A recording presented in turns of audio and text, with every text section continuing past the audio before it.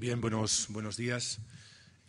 Voy a hablarles de forma muy breve de un país que quiero, un país en el que viví 2 años, al que he regresado con cierta frecuencia en los últimos tiempos, lleno de gente admirable que ha sido capaz de sobrevivir 30 años de uno de los conflictos armados más terribles de África y que lo ha hecho no perdiendo en el camino una sonrisa y un compromiso con el futuro y con las oportunidades que su país les puede acabar generando. Porque al final hablamos mucho de Angola y quizá hablamos menos de la gente que vive allí, de los angolanos. Angola es un país más grande, no es un país de 800.000 habitantes como Guinea Ecuatorial, al que se refería Gustavo anteriormente, o como otro país lusófono de la región como Guinea-Bissau, que tiene 300.000 habitantes. Es un país más grande, de alrededor de 20 millones de personas. Joaquín mencionaba antes una cifra distinta, 17.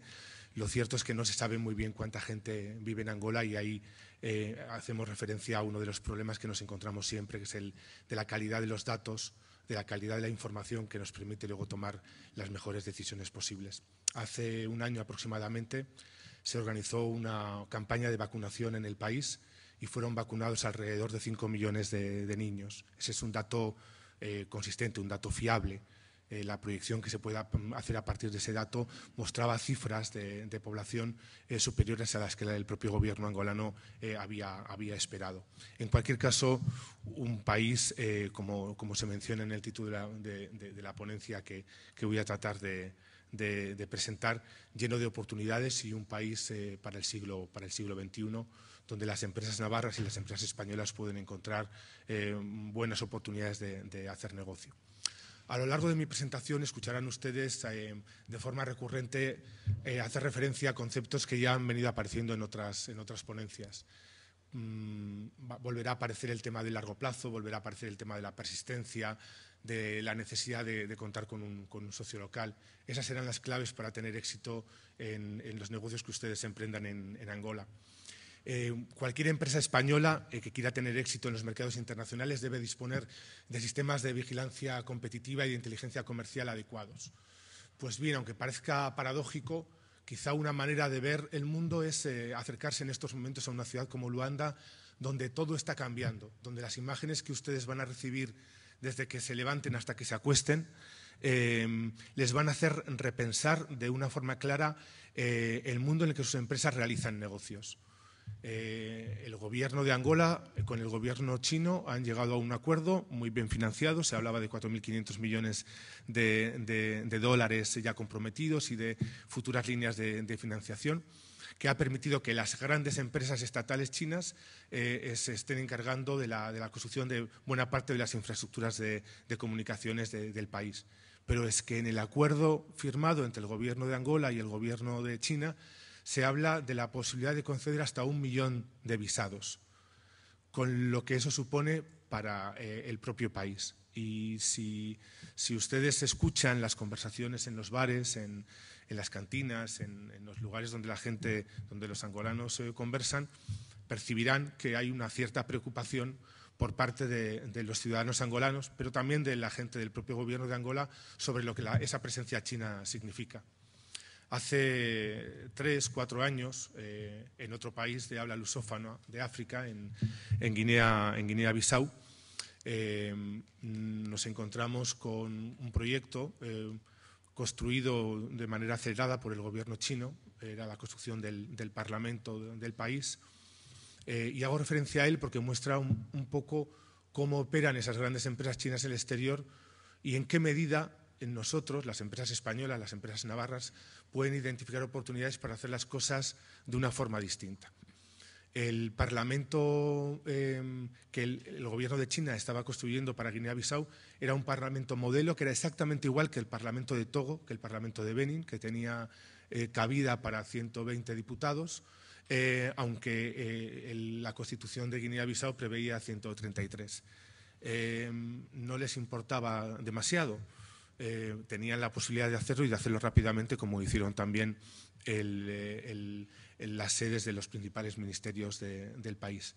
Y frente a eso, Quizá lo que cabe es reflexionar en qué medida las empresas españolas, con sus tecnologías adecuadas a las realidades de ese país que es Angola, pueden ser capaces de construir en la medida de lo posible trajes a medida que sean capaces de satisfacer mejor las necesidades del gobierno de Angola y de las empresas y de los clientes que ustedes pueden llegar a tener allí.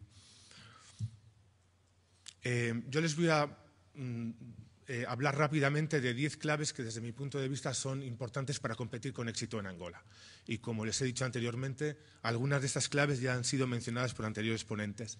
En primer lugar, tomarse el tiempo para entender el contexto económico, político, cultural y social del país y de la macrorregión.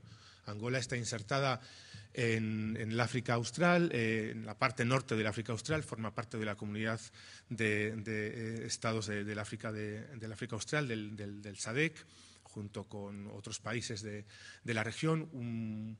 Un espacio del SADC que está progresando lenta pero seriamente en la construcción de una unión aduanera y con todas las ventajas que eso eventualmente puede suponer para seguir haciendo comercios en la región.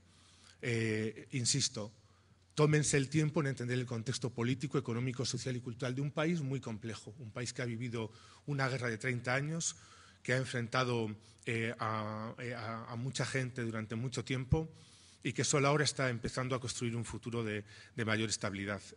Pero si no somos capaces de entender las claves de ese conflicto, las claves étnicas, las claves ideológicas, las claves políticas y las heridas que ese conflicto ha dejado, seguramente no somos capaces de operar comercialmente o empresarialmente de forma eficaz. En segundo lugar, una clave para competir con éxito en Angola y sin duda en otros países es elaborar una estrategia de largo plazo, adaptada a las características del país. Durante mucho tiempo, hacer negocios en Angola era hacer negocios en Luanda, era hacer negocios en la capital del país, porque era difícil el acceso a otras zonas del país por la propia guerra o porque los principales interlocutores estaban concentrados fundamentalmente en la capital, en Luanda, quizá con la excepción para el negocio petrolífero de Soyo y del enclave de Cabinda, que también era un ámbito, digamos, que en ese sector había que visitar. Eso está a punto de cambiar, está cambiando y va a cambiar de forma mucho más notable en los próximos años. Angola se ha dotado de un nuevo marco normativo constitucional que pone en marcha un proceso de descentralización político y administrativa hacia los otros niveles que existen en el país, hacia las provincias y hacia los municipios. A diferencia de España, un país supramunicipalizado, en Angola hay alrededor de 170 municipios, algunos de los cuales municipios muy grandes, con una gran capacidad de manejar recursos, que van a ser futuros clientes institucionales que ahora no lo son. Sigan atentamente ese proceso porque en los gobiernos provinciales y en las administraciones municipales encontrarán oportunidades de negocio que hasta ahora no existían y deberán ser capaces de adaptar sus estrategias a esos nuevos contextos político-institucionales que existen fuera de Luanda. Quizá el más importante de todas las claves para competir con éxito en Angola es identifiquen un socio local, construyan una red de apoyo local que les permita entender mejor el negocio en el que ustedes se van a mover